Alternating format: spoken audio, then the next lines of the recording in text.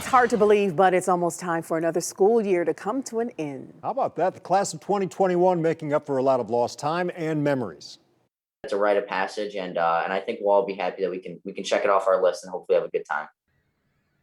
With the state of Ohio slowly pulling back coronavirus restrictions, one of the biggest parties of the year for high schoolers is now coming into focus. News 5's Mike Brookbank gives us a preview of prom season as we start to emerge from the pandemic. The venues lined up. With prom, I mean, pretty much almost all the planning is done in January. Colorful decorations ordered. We still have some leftover decorations that we couldn't cancel on. And gorgeous gowns getting stitched together. I just love what I do. So I'm always happy sewing. The pieces for prom 2020 were in place, then COVID hit. Everything went downhill.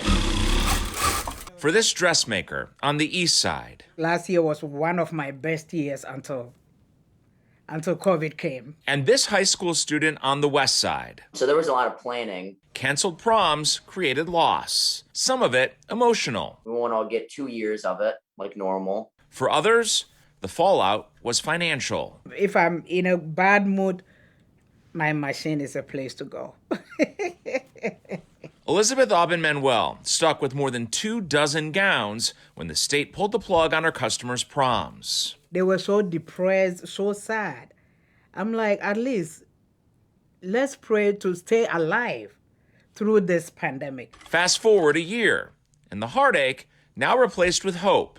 Prom is back for Cale Saxton and his classmates at Avon High School. I think everybody's looking forward to it. They will gather in May for a formal event in the Flats. For now, it's not going to look like your typical event. What are you going to do? What are you going to do? There's no dancing. It's just going to be people sitting around. Well, we put our heads together and we found Windows on the River, and they offered this aquarium package. And how cool is that? As school districts finalize their plans, there's already a flurry of requests coming in to Afiba Cuts. Last week, I got like 4 or 5 girls contacting me for prom dresses. It's the financial boost the self-employed designer desperately needs. So far, it's like my husband is the one keeping me afloat for now.